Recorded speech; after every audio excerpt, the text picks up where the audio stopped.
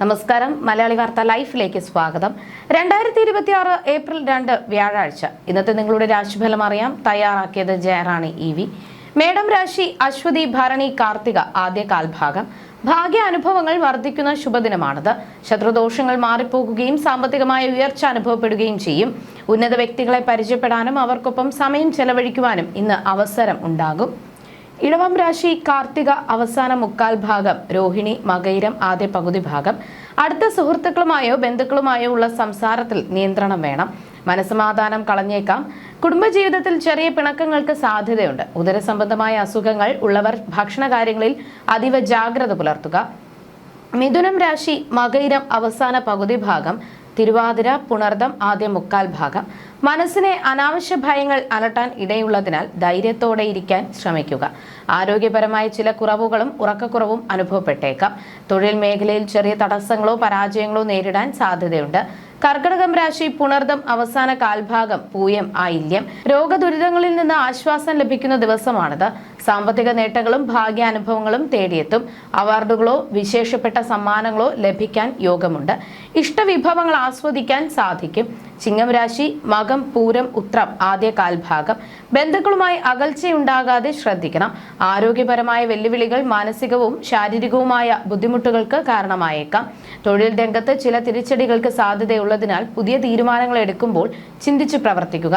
കന്നിരാശി ഉത്രം അവസാന മുക്കാൽ ഭാഗം. അത്തം ചിത്തിര ആദ്യ പകുതി ഭാഗം. മനസ്സിൽ ആഗ്രഹിക്കുന്ന കാര്യങ്ങൾ യാഥാർത്ഥ്യമാകുന്ന ദിവസമാണിത്. ഏറ്റെടുത്ത കർത്തവ്യങ്ങൾ വിജയകരമായി പൂർത്തിയാക്കാൻ സാധിക്കും. കീർത്തിയും ഉന്നത സ്ഥാനമാനങ്ങളും ലഭിക്കാൻ യോഗമുണ്ട്. സാമ്പത്തിക നേട്ടങ്ങളും ശാരീരിക ഉന്മേഷവും ഒപ്പമുണ്ടാകും.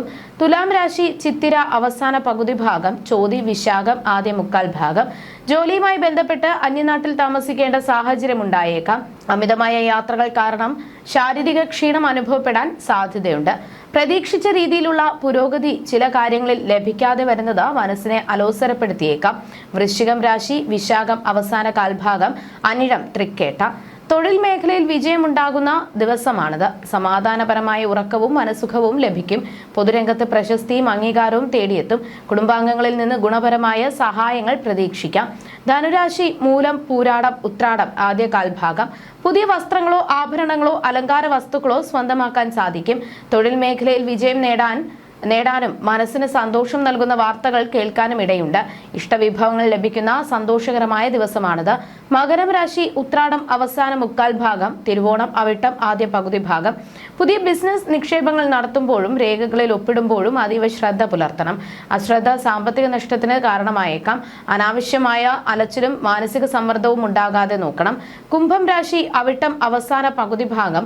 ചതയം പൂരുരുട്ടാതി ആദ്യ മുക്കാൽ ഭാഗം. ശത്രുക്കളിൽ നിന്ന് ചില ബുദ്ധിമുട്ടുകൾ നേരിടാൻ സാധ്യതയുള്ളതിനാൽ ജാഗ്രത വേണം.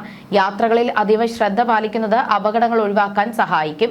മനസ്സിനെ സന്തുലിതമായി നിലനിർത്താൻ പ്രാർത്ഥനകളിലും ധ്യാനത്തിലും സമയം കണ്ടെത്തുക. മീനം രാശി പൂരുരുട്ടാതി അവസാന കാൽഭാഗം. ഉത്രട്ടാതി രേവതി. പുതിയ ബിസിനസ് സംരംഭങ്ങൾക്ക് അനുയോജ്യമായ പങ്കാളികളെ ലഭിക്കാൻ സാധ്യതയുണ്ട്.